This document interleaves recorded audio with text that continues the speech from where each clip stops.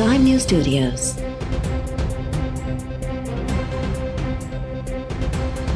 You are watching 11 PM Bulletin.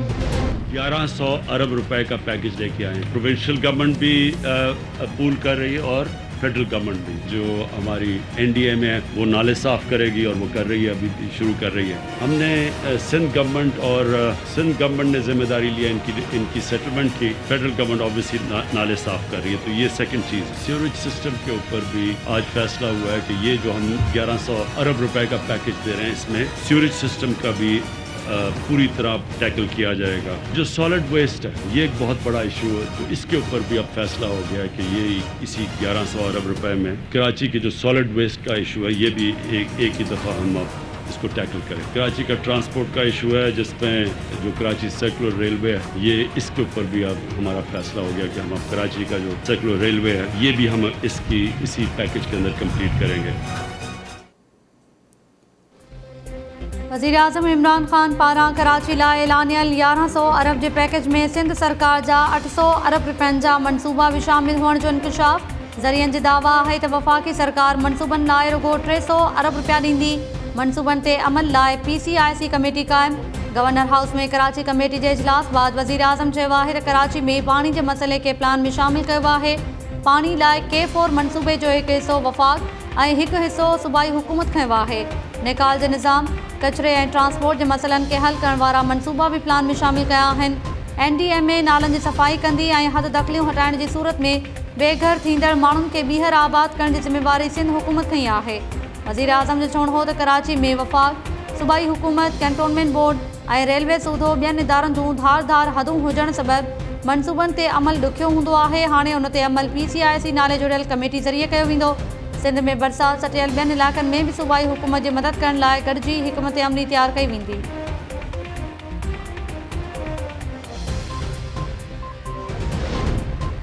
Peoples party पारां कराची लाइ वज़ीर-ए-आज़म जे ऐलानियल पैकेज खे सुठो सवण करार ॾेई छॾियो। बिलावल भुट्टो ज़रदारी चयो आहे त कराची लाइ पैकेज जो ऐलान वज़ीर-ए-आज़म जो आवाम लाइ पहिरियों ऐं सुठो क़दम आहे। इहो क़दम कराची लाइ सुठी शुरूआत आहे। बिलावल भुट्टो चयो त कराची लाइ सुठो एडमिनिस्ट्रेटर मुक़ररु कयो वियो आहे। उम्मीद आहे त इफ्तिख़ार शलवानी सुठो एडमिनिस्ट्रेटर साबित थींदो।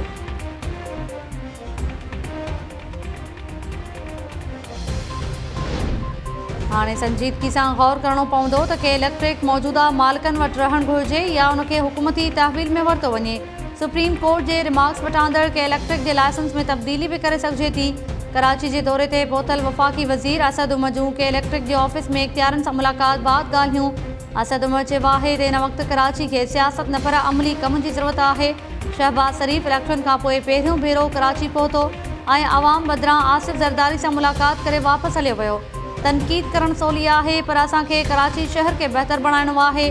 वफ़ाक़ी हुकूमत जो हिन वक़्तु सभ खां वधीक ध्यानु कराची शहर ते आहे। कराची में इंफ्रास्ट्रक्चर, बिजली, पीअण जे पाणी ऐं निकाल जे निज़ाम जा वॾा मसइला आहिनि।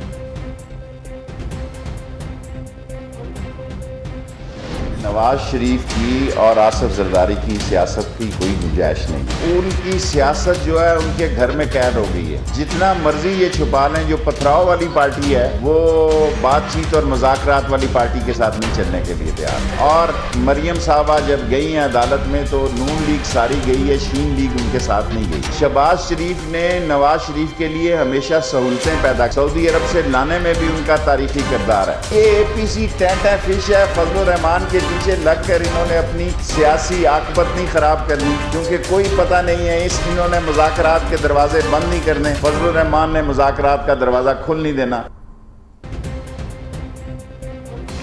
नवाज़ लीग की सियासत कुटुंब में कैद थी वही आहे। नवाज़ शरीफ 10 सेप्टेम्बर ते वापसि न आयो त नवाज़ लीग धड़नि जो शिकार थी वेंदी ऐं शीन लीग जो जनम थींदो। वफ़ाक़ी वज़ीर शेख रशीद ओपोज़िशन ते तनक़ीद कंदे चयो आहे त फज़लुर रहमान जी सियासत ॻाल्हियूं करण ताईं महदूद आहे। नवाज़ लीग ऐं पीपल्स पार्टी संदसि चवण ते असेंबलीज़ में इस्तीफ़ा न ॾींदियूं। ओपोज़िशन जी APC जो भी असरु न थींदो। पीपल्स पार्टी ऐं नवाज़ लीग कॾहिं बि न चाहींदियूं त ॻाल्हियुनि जा दर बंदि थियनि। नंढियूं जमातूं ऐं फज़लुर रहमान ॻाल्हियुनि जा दर बंदि करणु चाहिनि था। लाहौर में प्रेस कॉन्फ्रेंस दौरान शेख रशीद चयो त वज़ीर-ए-आज़म सम्झी वियो हूंदो त आसिम सलीम बाजवा मथां लॻायल इल्ज़ाम बेबुनियाद आहिनि, तॾहिं संदसि इस्तीफ़ा मंज़ूर न कई।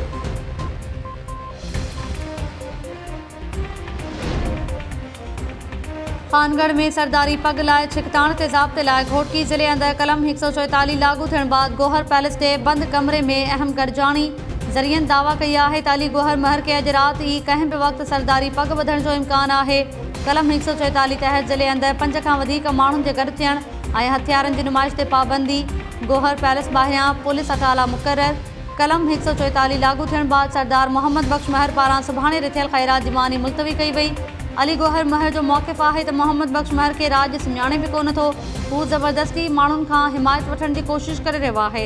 सरदारी पग राज जी अमानत हूंदी आहे ऐं मूंखे राज भाग जी हिमायत सां हासिलु आहे। सुभाणे कठ में फ़ैसिलो थींदो त सरदारी पग जो हक़दार केरु आहे। कठ खे रोकण लाइ 3 ज़िलनि जी पुलिस खे घोटकी तलब कयो वियो। बिरादरी जे कठ खे सियासी जलसो न सम्झियो वञे। ज़रूरत पई त वफ़ाक़ खां मदद तलब कंदासीं।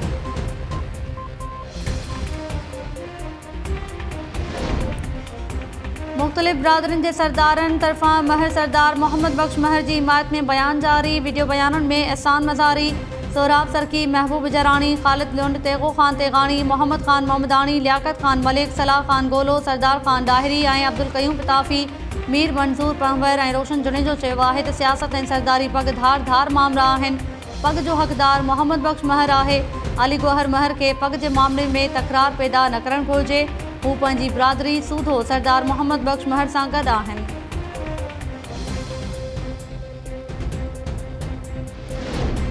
कराची में 7हों ज़िलो क़ाइमु। सिंध जे रेवन्यू खाते क्यामाड़ी ज़िले जे क़याम जो नोटिफिकेशन जारी करे छॾियो। क्यामाड़ी ज़िले में साइट बल्दिया क्यामाड़ी ऐं माड़ीपुर सब डिवीज़न शामिल। वेस्ट ज़िले खे विरहाए क्यामाड़ी ज़िलो ठाहियो वियो।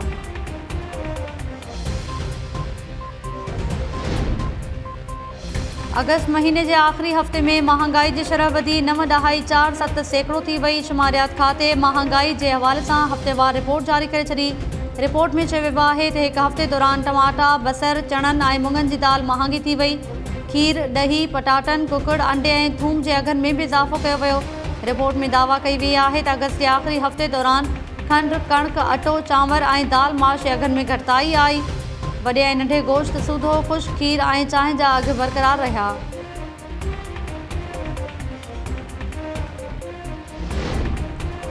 इस्लामाबाद हाई कोर्ट SCCP जे गुम थी वियल ऑफिसर साजिद गोंदल खे सूमर ताईं बाज़ियाब कराइण जो हुकुम ॾेई छॾियो। अदालत चयो आहे त सूमर ताईं साजिद गोंदल बाज़ियाब न थिए त घरू सेक्रेटरी ऐं चीफ कमिश्नर ज़ाती तौर में अदालत में पेश थियनि। SCCP जे जॉइंट डायरेक्टर ऐं अॻूणो सहाफ़ी साजिद गोंदल 2 ॾींहं अॻु गुम थियो हो। संदसि कार इस्लामाबाद जे शहज़ाद टाउन वारे इलाइक़े मां हथ आई। साजिद गोंदल जी घरवारी जो चवणु आहे त संदसि मुड़ुसु कुझु ॾींहंनि खां परेशानी ऐं ज़हनी दबाव जो शिकार हो।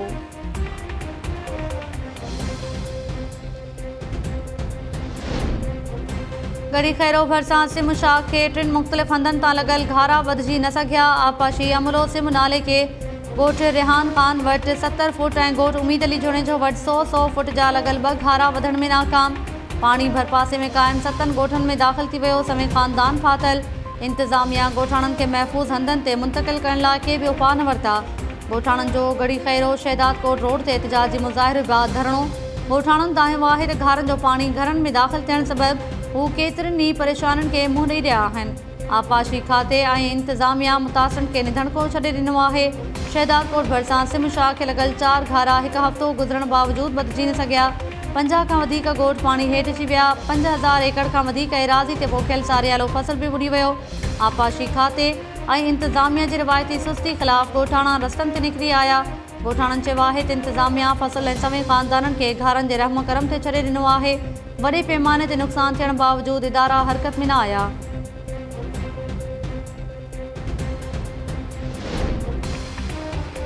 काचे में नई गाज ऐं बरसात जी तबाहकारियुनि खे 3 हफ़्ता गुज़रण बावजूदि रस्ता बहाल न थिया। काचे जे 200 खां वधीक ॻोठनि जो जोही शहर सां ज़मीनी राब्तो काट आहे। इंतिज़ामिया जोही गोरख रोड बि बहाल करण में नाकाम। ॿोड़ जे हांजनि खे मुंहुं ॾींदड़ हज़ारे काचे वासी राशन ऐं पीअण जे पाणी तोड़े तिबी सहूलियतुनि लाइ दरबदर। जोही छिनी रोड बहाल न थियण सबबि काचे वासी मिटे अज़ाब में मुब्तला।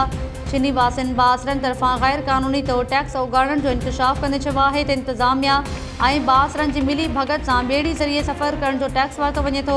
पैसा न ॾींदड़ ॻोठाणनि खे सफ़र करण खां रोकियो पियो वञे।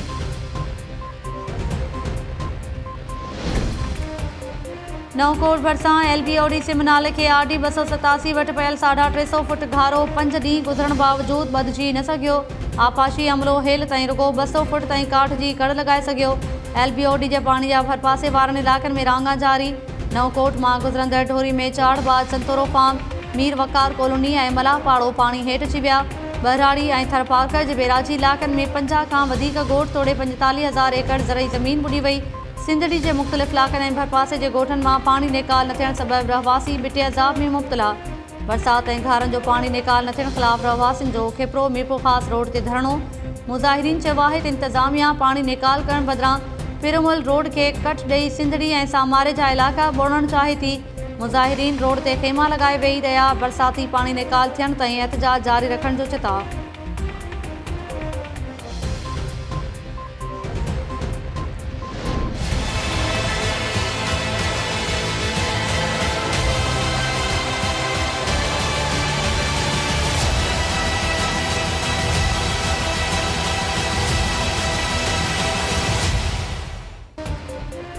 सिंधु दरिया में चाड़बाद नुशरो फिरोज़ जे DC कंडियारो वेझो कच्चे में क़ाइम घर ख़ाली करण जो हुकुम ॾेई छॾियो।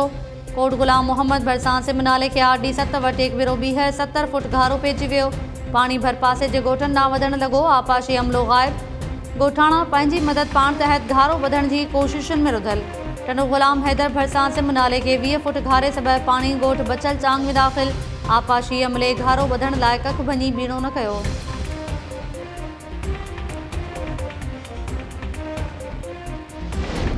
दरअसल में ऐसे कहानी नहीं चलेगी।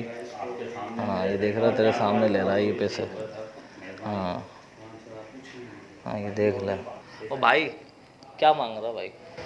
5-10 हज़ार मांग रहे हैं। 10 मांग रहा है ना, सही है। 5 अभी ले लो, मीटर लग जा फिर ले लेना। सही है, सही है, मीटर लग जा फिर ले। हाँ सही है, बोल। ये लगा देना और ठीक है, और ये से 5,000 ले लेना। और हेस्को सब डिवीज़न फरीदाबाद जे लाइन सुप्रिंटेंडेंट पारां शहरी खां मुबैना तौर रिश्वत वठण वारी वीडियो वायरल। हेस्को चीफ सख़्त कार्रवाई करण बदिरां LS इरशाद शेख खे ज़िले बदर करे छॾियो। इरशाद शेख खे हैदराबाद मां बदिली करे टंडो मोहम्मद ख़ान में LS मुक़ररु करण जो नोटिफिकेशन जारी। वीडियो में LS हिकु शहरी खां 3 फेस मीटर लॻाइण लाइ रिश्वत घुरी रहियो आहे।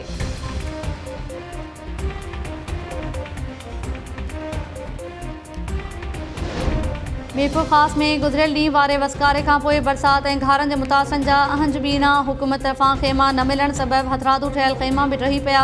मुतासिर ख़ानदान खुलियल आसमान हेठि वेठल। मीरपुर ख़ासि शहर जे मुख़्तलिफ़ इलाइक़नि में बरसाती पाणी बीठल हुजण सबबि मच्छरनि जो आज़ार वधी वियो। मलेरिया ऐं डायरिया सूधो ॿियूं बीमारियूं पकड़जण लॻियूं। Hashim Nagar, satellite town, Latif town, Nawab colony, Ismail colony ऐं ॿियनि पाड़नि में बरसाती पाणी निकाल न थियण सबबि रहवासी अज़ियतूं भोगण लॻा। मुतासिरनि खे सरकारी राशन ऐं ॿियो सामान न मिलण ते नफ़ेख़ोरनि मौक़े मां फ़ाइदो वठण लाइ का बि कसर न छॾी। मच्छरदानियुनि सूधो आम वाइपे जे शयुनि जा अघ बीना करे छॾिया। इंतिज़ामिया ऐं चूंडियल नुमाइंदनि मुतासिरनि खे निधणखो छॾे ॾिनो। नवदेरो वेझो मेतला ॻोठ में हथियारबंद नौजवान नारी सईदा बिरोही खे गोलियूं हणी क़तलु करे छॾियो। वारसनि जो नवदेरो लाड़काणो रोड ते धरणो। मुज़ाहिरीन जो चवणु आहे त जवाबदार वहीद ते कारे जो इल्ज़ाम आहे, जंहिं हिसाब ॾियण बदिरां साथियुनि सां गॾिजी नारी क़तलु करे छॾियो। जवाबदारनि खे गिरफ़्तार करे इंसाफ़ फ़राहम कयो वञे।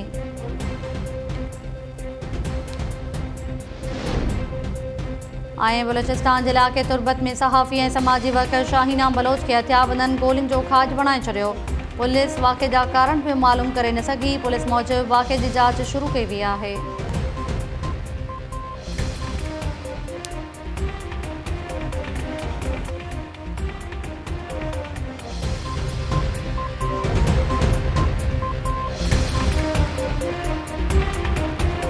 अस्सलाम वालेकुम नाज़रीन, टाइम न्यूज़ सां गॾु आऊं आहियां ताहिरा वज़ीर। हेडलाइंस हमारे टियूं तफ़सीली ख़बरूं शॉर्ट ब्रेक खां पोइ।